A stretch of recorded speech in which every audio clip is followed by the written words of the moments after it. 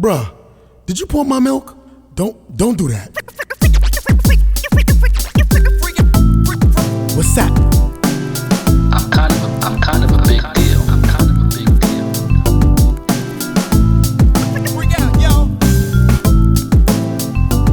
You don't got the credentials.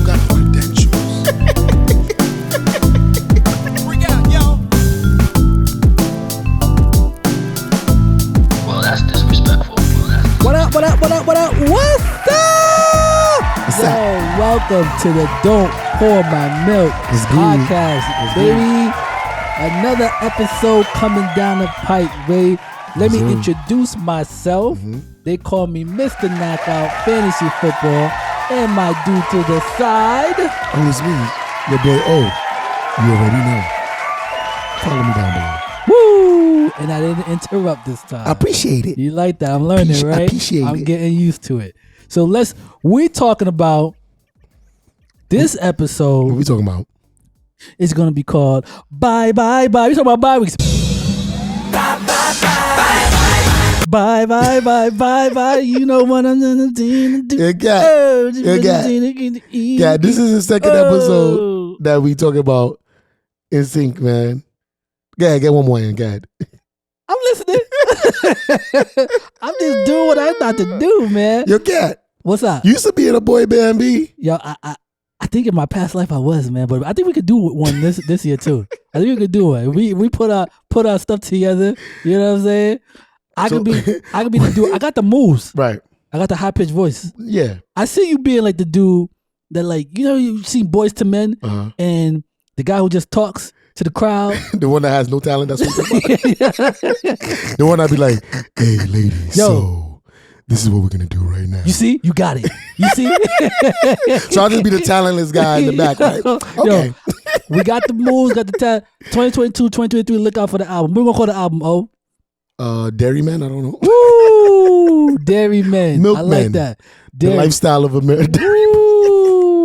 dairy farmer. Get your lactose up, baby. Yes, sir. I'm going to cut it out. Did you say cut it out? I did. Speaking of cutting out, here's the lawnmower 4.0. I just happen to have this precision tool that would allow you to cut it out. I told you I love that, man. Hey, cat, guess what? What's up? If you ever hear this Woo. when I'm in the bathroom, don't think it's anything other than the 4.0 I'll give you a minute. by Manscaped. I'll give you a minute. And look, cat, What's up?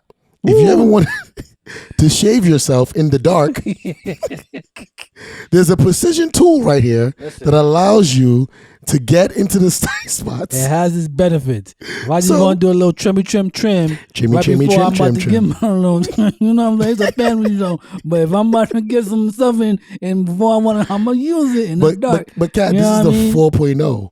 I used to have a 2.0, but now I feel like twice the man. Woo! My 4.0. I like how you put the words together. But shout out to Manscaped. Shout out to Manscaped. Support Great for products. the Don't Pour My Milk podcast is brought to you by Manscaped, who is the best in men's below the waist grooming champions of the world. Manscaped offers precision engineered tools for your family jewels, baby. Manscaped just launched their 4.0 lawnmower. You heard that right. 4.0. The 4.0. 4 rings. Join over 2 million men worldwide 2 of them as who us. trust Manscaped with the exclusive offer to you of 20% off and a free worldwide shipping with the code MILK20 at manscaped.com. So milk 20 for the 20%. MILK20 for the 20%. You got that right. And guess what? Your balls will thank you. They have. But now, shout out to Manscaped. You want to get into league business. League business. I wanted to start this particular segment off with you explaining what Don't Pour My Milk means and why we chose the name again. We did it episode 1. I think we ever get back to it, but our subscribers have picked up, and thank you. Hit that like and subscribe button. Like and subscribe. All right? Tell your like friends and about subscribe, it. and comment. Don't Tell try us to if keep you us a like secret me, if you because we're got- giving you gems every week. Yeah. Like yeah. and subscribe. But I need you to explain what "don't pour my milk" means. The term "don't pour my milk" refers to the point that everybody likes cereal, right? But everybody has different levels of milk that they put into their cereal, right? I like a lot of milk in my cereal. 2.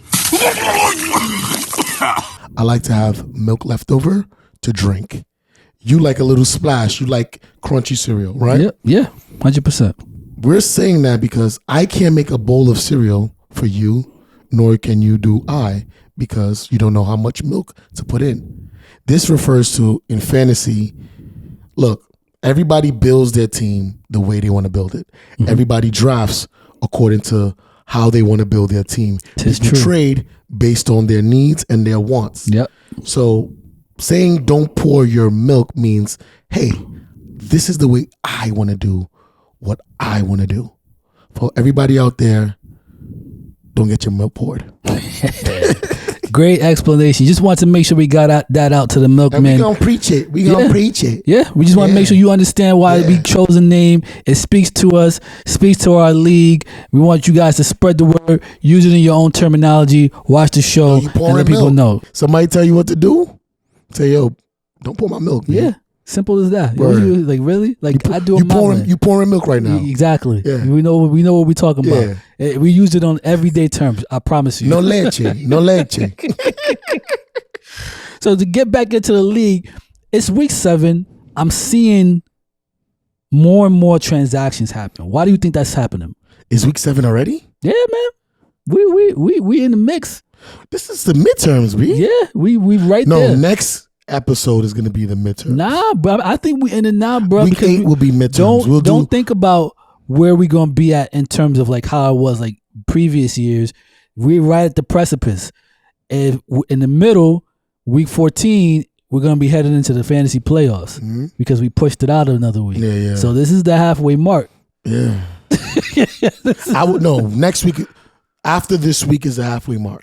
Don't put my milk. However you see it. Half full, half empty. But either way, we right there. We right there. We're right there. But Yeah. I'm seeing more and more trades. I'm seeing more and more drops. Yeah. I'm seeing a lot of things, right? Yeah. So I mean, I have my own viewpoint on why it's happening, but I want to hear why you think that that's happening in the league Okay, right now. so here's the thing. There's a lot of things going on right now because at week 7, you already know who they say they are, But they are who we thought they were, and we let them off the hook. right? You know your record. You're either sitting pretty, looking bad, or you're right in the thick of things, right? Yep. So right now, it's just a matter of you're looking at that trade deadline. You're looking at your squad, you know, and it's kind of like this thing, man. You ever been in the club? Yeah. Right? A while ago. Yeah, a long time. I would hope so. Yeah. So, you know, back in the day when you're in the club and, you know, the lights are off and you're talking and then they put the lights on and everybody scurries around. Yeah. That's the equivalent of the midseason.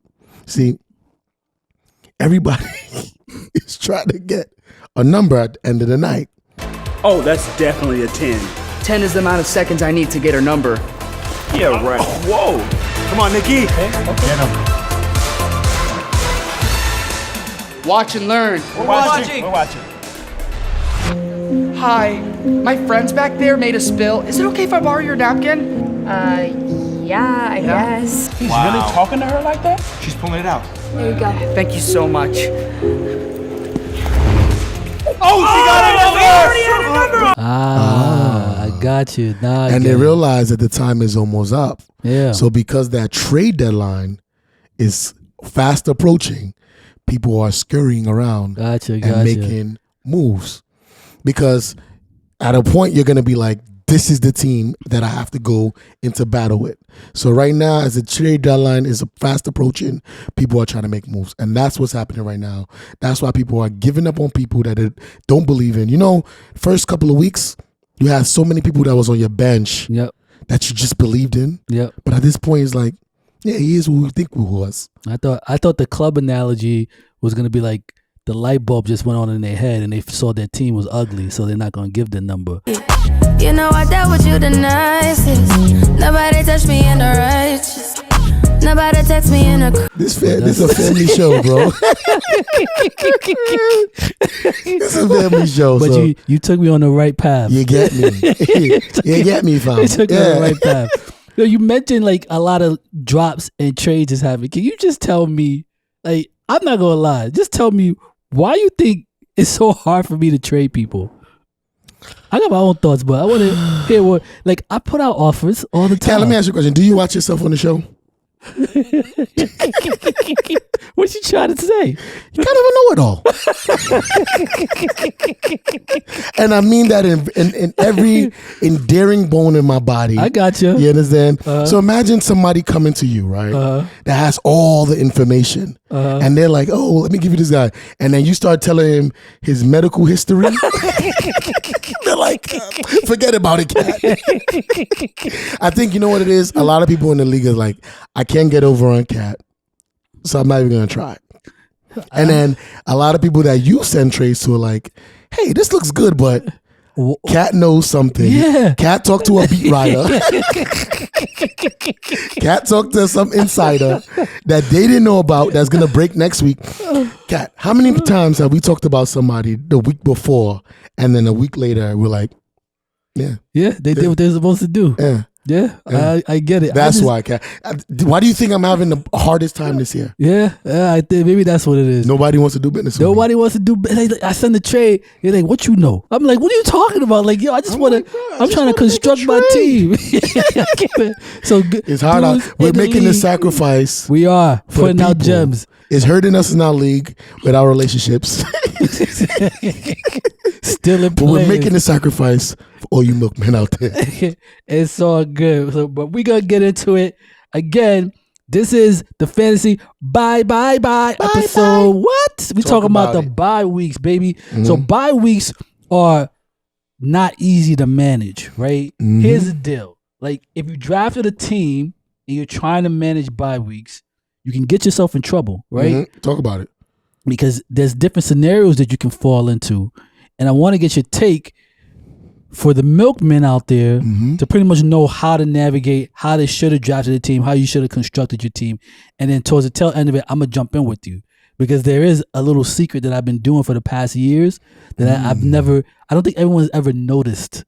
Are you dropping it on this episode? I'm going to drop it on this episode. You going to drop it on this episode? It's really tough because I don't want people to understand like my mindset when I do stuff. This is what we're here for, right? Yeah. This is what we're here for, to kind of deliver a message. Mm-hmm. So, let me ask you. I'm going to give you a scenario, right?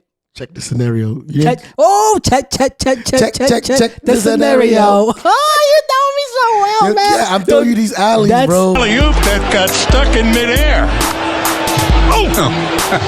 That's my guy. Yeah. That's my guy. He knows me. He knows me. He knows I like to do my stuff, man. Yeah. I mean, just in case you forget. Yo, pre-game, I be in the mirror pop locking. This is what we call popping.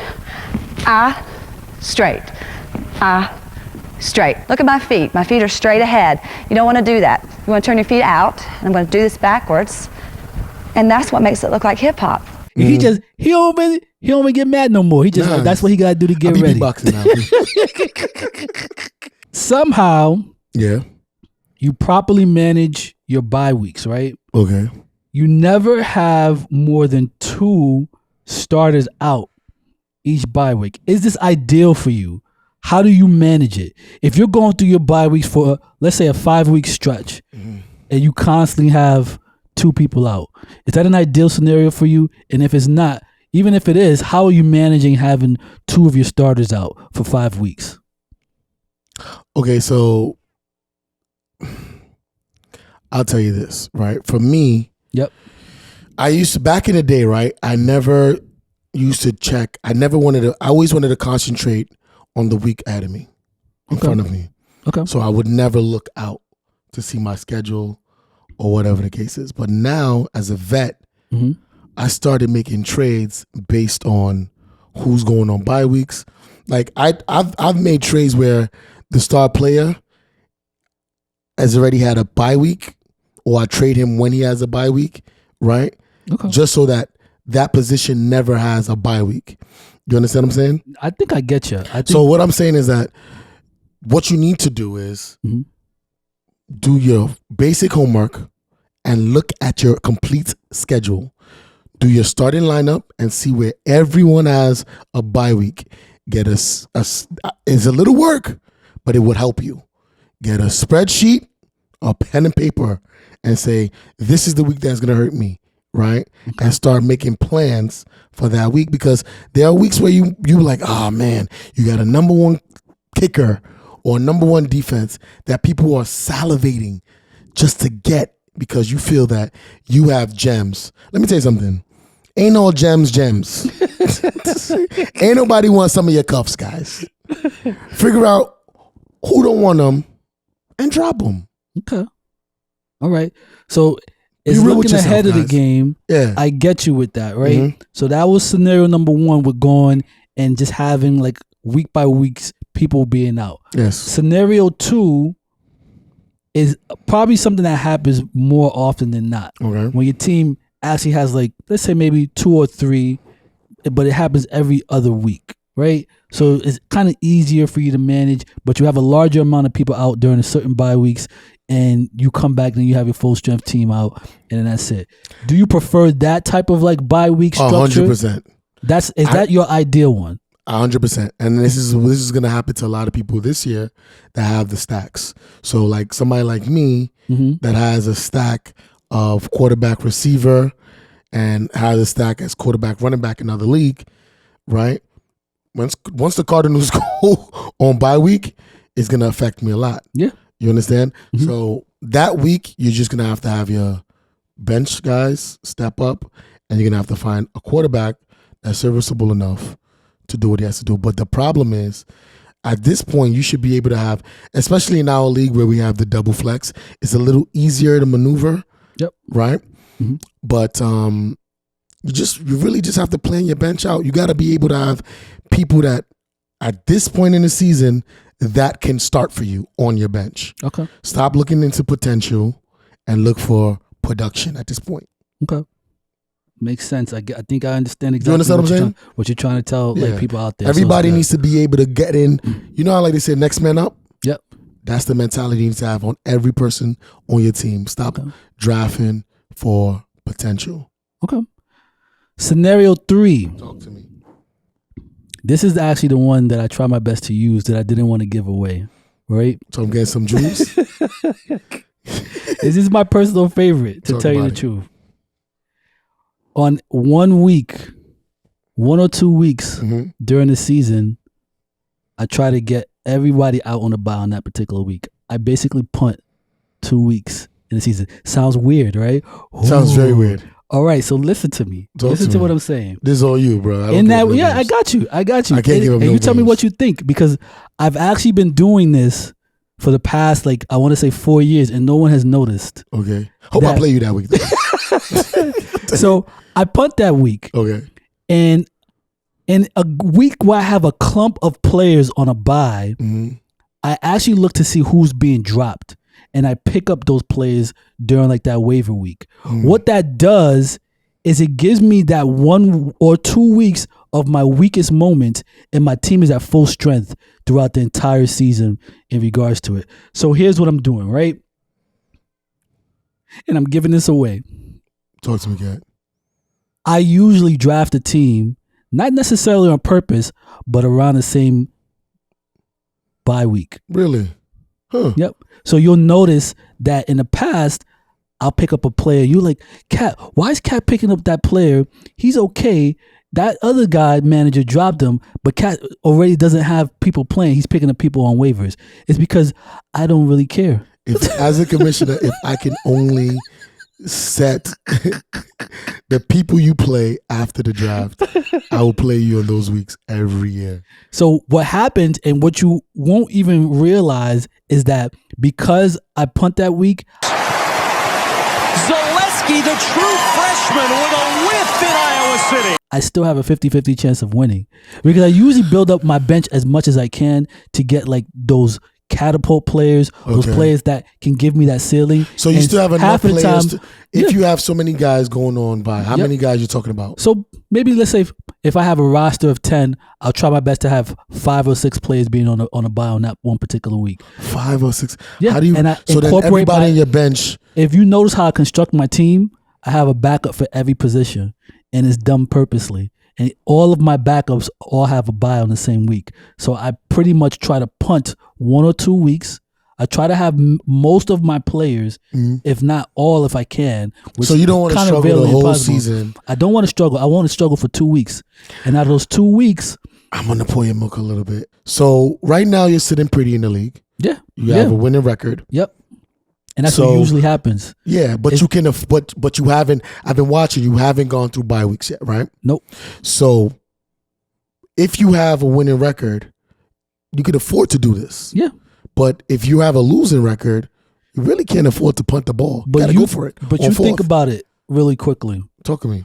If you really think about like what I've done in my history, I've always started off hot, and then you've noticed I've gotten losses as the year went on. Last year was probably the first Last year was an anomaly. You lost one game, and I punted a and week, then- and I won a week when you I punted had, a week one. No, I didn't punt week 1. I said I punted a week, and I won by only having barely 100 and something points. Was that the week you played me? Now it wasn't you, Yeah. but it was someone else. I barely scored over 100 points, but the person also had a bad week, and they had bye weeks happening on their end. So because that happened in that particular Luck of scenario, the draw. I was able to win, Okay. and I left with a great record. And then my team, what no one noticed was happening, and the reason I was scoring the most points every week afterwards was because my team was at full strength for most of the weeks. Okay, here's what's gonna happen. Here's what's gonna happen. Everybody's different. You know what I'm saying? So I'm not gonna pour your milk on that one. I suggest, Kat is suggesting you consolidate it and just take the good with the bad in 2 weeks and go full strength. I say plan your life out and take the bye weeks in small doses and prepare yourself. You let us know in the comments which approach you would like to do. All right? And like and subscribe first. I'm sure everybody at home is saying, "Kat, you don't know what you're talking about." You can hear the people because I got my ear to the streets. I'm positive. I got my ear to the streets, and I did hear a lot of people just say that. What you talking about? What you talking about? I play in so many leagues and they all watch the show. Yeah. They all looking to see like who I'm suggesting so they can take them from me. Right. So I say to them, you can't beat me. It's not easy. You have to have a level of sacrifice to your team so you can understand how to beat people. If you don't like, if I've done that in leagues where I haven't had like high performing teams put together, Right. understanding that if I just go ahead and pick up, like let's say you drop like a gem, and I know you had to drop You picked up a lot of good little pieces. I have. Yes, I give you that. Yep. give I you a do it little- when they're on waivers on purpose because most people are going to just watch them. Oh, they're not playing this week. I don't want them. Yo. Oh, no. I'll grab them. You know what my favorite time of the day is? I wake up early. I wake up like 5 a.m., sometimes 4 a.m. Yep. Right after the waivers clear. Yep. And I just go bargain shopping. Exactly. Like it's a thrift store. That's like, exactly what you hold do. on. Like who let go of who? So me saying this is going to get people thinking. Mm-hmm. Now I understand. I like shopping for free agents. Yeah. And I just take them, right? Because it's a struggle. You play in competitive leagues. You don't want to drop anyone. But the dudes you drop, you hoping you get back to you. Yeah, you know what's been working for me? What's up? And it can work for some people. I don't know if other people know about it. Them Thursday night games, them late games, there's always a backup to a runner available. Every single game, most of these games, there's always a backup runner available on Thursday nights, Yep. Sunday nights, I know where you're going. Monday nights. Yep. Those 3 games, Yep. if there's a backup available and you have space on your roster, put him on there. Yeah, runner's been taking a beating this year. Because if the runner gets hurt, Yep. you don't got to wait for waivers. Yep. Yeah, they've been taking a beating this It's year. a little gem. You're right. You It's a should little take that. gem. It's worked out. All right. So that's the scenarios I'm giving you. He checked the scenario. Oh, kind of like he went through it, said, hey, comment if you actually want to agree with me, if you want to agree with O's take and what he likes to do in managing on week by week basis. I say punt 1 or 2 weeks, get the clump out, get it out your way, grab gems while you're doing it, and then come back to full strength. So just, get in the comments. Make sure you tell us why you think I'm right and why you think Cat is wrong. And that's it. Always playing with them words. It's okay, though. It's okay. All right. So we're going to head over to some questions from the milkmen, right? We ever heard from the milkmen? And I appreciate them. Yes. They actually have informed us that we're not dropping them on the show anymore. And I said, okay. Okay, let's coming. Get back to the men them. It's The coming. men No them. worries. Got a couple of questions for you, O. So listen. First question, should I hold on to Alexander Madison, or what should I ask for from the Cook manager? Okay, so here's the situation, right? If you are the Cook manager, I'm just going to let this guy say to you. Hey, you see something? You know you done f***ed up, right? No! I said no. I said I pulled into the garage You know you done f***ed up, right? Basically. You know you done F***ed up, right? By now, if you've listened to the show, you cuff your first rounder all the time. Yeah. So a lot of the Cook managers are going to be, emotional and hurt and are going to be stubborn. But if you're smart as a Cook manager, I will give up a wide receiver 2. Okay. Or something like that to see if you just could get that production out of the backfield. Because other than that, you're going to be held hostage your whole season. Okay. Madison is definitely a viable option that you should have in your team, but it means more to you than it means to somebody else because he's your backup. He's been getting numbers. Yeah. So he's useless if Cook is playing, but he's valuable if Cook is not playing. So managers that have him are more likely and inclined to get something for him that they can use every week as opposed to just having somebody that's going to stand in for a week or 2 if Cook is not there. So you're more likely to get something, but you're going to have to give up something because they kind of got you by the... Yeah, they do. Yeah. They absolutely do. But you should get him because you're guaranteed that production. Yeah, it kind of solidifies what you have going on. Yeah. All right. Next question from the milkmen. Talk to me. Is DeAndre Swift a trap?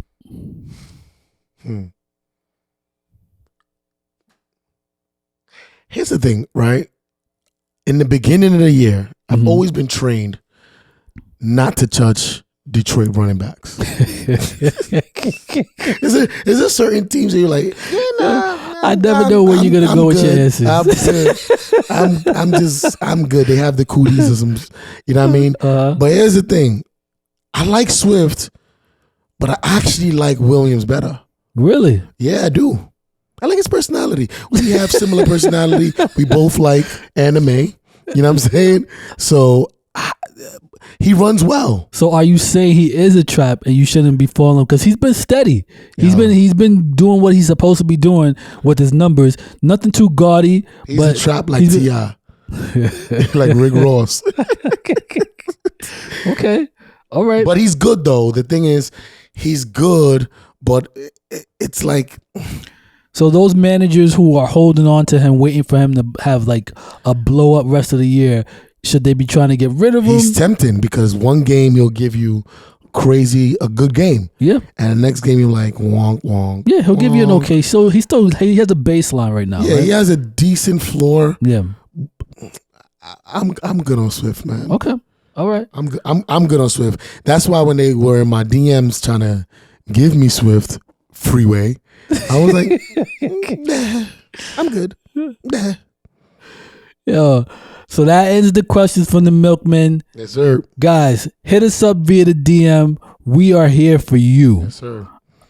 We do what we do like we doing it for TV, baby. Thank you so much for watching the podcast.